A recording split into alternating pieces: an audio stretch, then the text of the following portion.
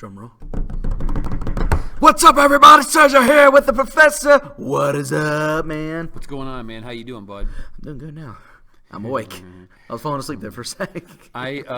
There's a channel called FTD, and they try to make these videos like interesting facts about whatever. And they kind of go by country, so they kind of got popular with India, but they'll move on and do whatever.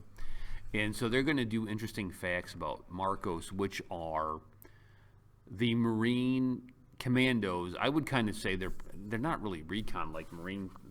I would say they're probably more like Navy SEALs. I don't. Yeah. Do you still have? Were there still recon in the Marines? Yeah, we had a thing called MARCOS. Is that the same thing, or? Well, there's always a difference, Okay. and I can't claim to be a What the very difference is? knowledgeable what the difference is. To me, it all looks the same because they go in there, they recover information, they get out, and they're equipped with like the toughest guys with heavy line of gear. Yeah. Yeah, I know a lot of times they would use recon as laser spotters for bombing. So, like, go sneak in there and get your laser on them while we send a bomb over and be like, okay, there it is. All right, so let's go ahead and see what my man Leroy has to say about 12 surprising facts about MARCOS. Are you Leroy ready? Jenkins? No, damn. All right, then. MARCOS. The Indian military is one of the best in the world, ranked at number 4 on the scale of total military power. Within the Indian military, the Marine Commandos are very elite and are among the best of the best in the entire world. Marine Commando stands for MARCOS, and it's the Special Forces unit of the Indian Navy created for conducting special operations in maritime environments. They are called the Few, the Fearless, as they are one of the most feared Indian forces. How's it going, everybody? My name is Leroy Kenton, and welcome to another episode of FTD Facts. Now, I know quite a bit of you guys have been requesting for us to do a video about MARCOS for quite a while. I'm super excited to do this video because these guys are just so intense. But before you continue watching, don't forget to just, give this video a thumbs up if you're liking these episodes. And if you're new here to FTD Facts, you gotta hit that subscribe button as well as that bell notification, because I'm telling you, you don't want to miss any videos. Okay, so let the fun begin. So the Marine Commando Force, or the MCF, was created as a special forces unit by the Indian Navy in 1987. For many years, the Indian Navy wanted to establish an elite force for special maritime operations. A year earlier, in April of 1986, the Indian Naval Staff created a plan for a special force which would be able to conduct recon raids and even counter-terrorist operations in a maritime environment. 3 naval officers were sent for training with the US Navy SEALs, and further training was conducted with the British Special Forces. These 3 naval officers formed the first nucleus of the Indian Maritime Special Forces, which was then formally raised in February of 1987. Then shortly after, in 1991, they had its name changed to the Marine Commandos Force, the MCF, and are now familiarly known as MARCOS, simply the Marine Commandos. Now, the men selected to be Marine Commandos are amongst the fittest officers as well as sailors of the Indian Navy. They're selected when they are young, in their early 20s, and have to go through a very intense selection process as well as training process. The Marine Commandos are trained for operations on air, land, and sea. So you can see the prefix Marine is mainly just for formality since they are from the Navy. But in general, you can call them the all-in-one commandos because they specialize in things like parajumping all the way to deep sea diving. Now, the people training to be a part of MARCOS have to complete a 2-year course, the first phase of which lasts just 1 month, in which they undergo many rigorous physical tests, of which only 50% of them pass. A 20-kilometer run starts the beginning of every day in MARCOS training. Now, the next day, it's a 20-kilometer night trek with 60-kilogram loads. This routine is on alternate days, and there's no like digital simulations or dummies or anything like that used in MARCOS training. The training is conducted with live ammunition and guns are always loaded. It leaves no chance of any sort of friendly fire, so you can't be playing around during training. No, someone could actually die. Then for the next 9 months, they're taught how to use different types of weapons, as well as conduct special warfare techniques, and how to gather intelligence from their enemy. Now, this part of the training is conducted in conjunction with other Indian Special Forces at the Combined Commando School at Sursawa. They also have to go through a parachute training course and a diving course. Now, the Indian Marine Special Force first went into action a few months after its rising in Sri Lanka to fight against the liberation of Tamil Tigers Elam, the LTTE. In November of 1988, mercenaries of the People's Liberation Organization of Tamil Elam, which was a party used to oppose the LTTE, well, they attempted a coup in the Maldives, and the Indian Armed Forces quickly began an operation to re-establish the former government.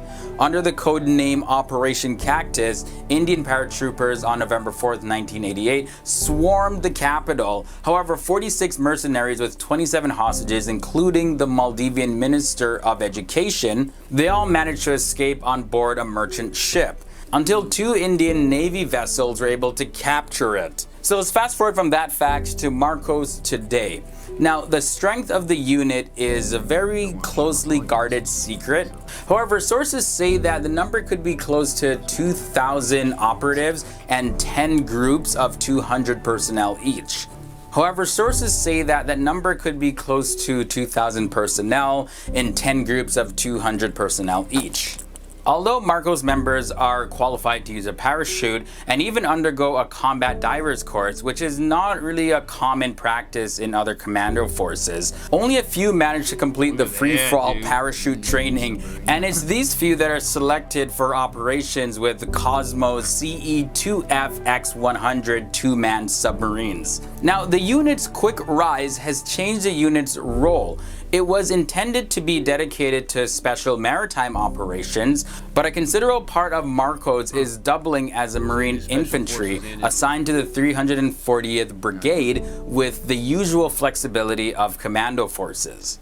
MARCOS has also been very active in Kashmir as part of the counter-terrorist efforts. Their main task is to control the infiltration of enemies from Pakistan to Kashmir through the Jhelum River and Wular, a 65 square kilometer fresh lake. Now, did you know that MARCOS are widely feared among terrorists who call them Didwala Fauj, meaning the bearded army, because of their bearded disguises that they wear in civilian areas. And these Marine commandos can be launched into operations from ships, aircrafts, and submarines, as I mentioned earlier, in full combat gear. Their transport vehicles consist of the HAL Druv, Westland Sea King, the HAL Chetak helicopter, all-terrain vehicles, ATVs for short, and the Indian Navy Swimmer delivery vehicle.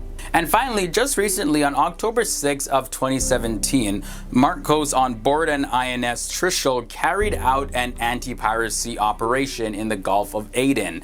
They stopped a piracy attempt on the Indian ship the MV Jag Amar. 1 AK-47 and 1 magazine with 27 rounds were recovered. 12 suspected pirates were also captured. So yeah, you see, these guys are no joke. In a world where danger lurks around every corner, the Marine Commandos definitely help. Dude, that's pretty cool.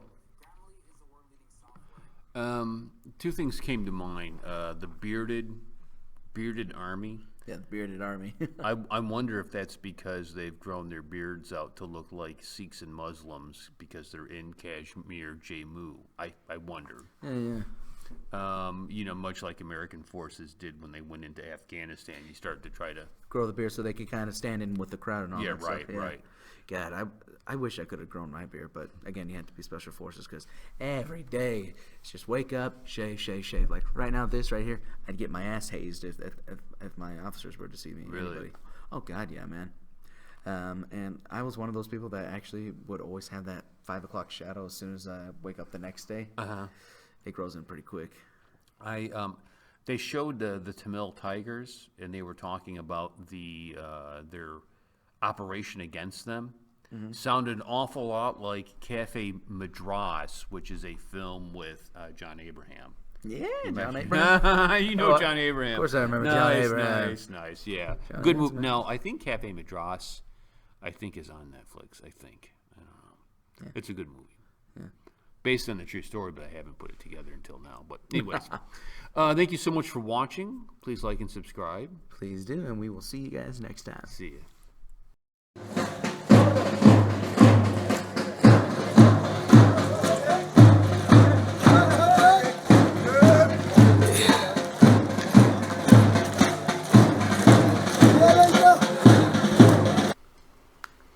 Only our Indian friends who are well versed in the history of Indian films will get this outro.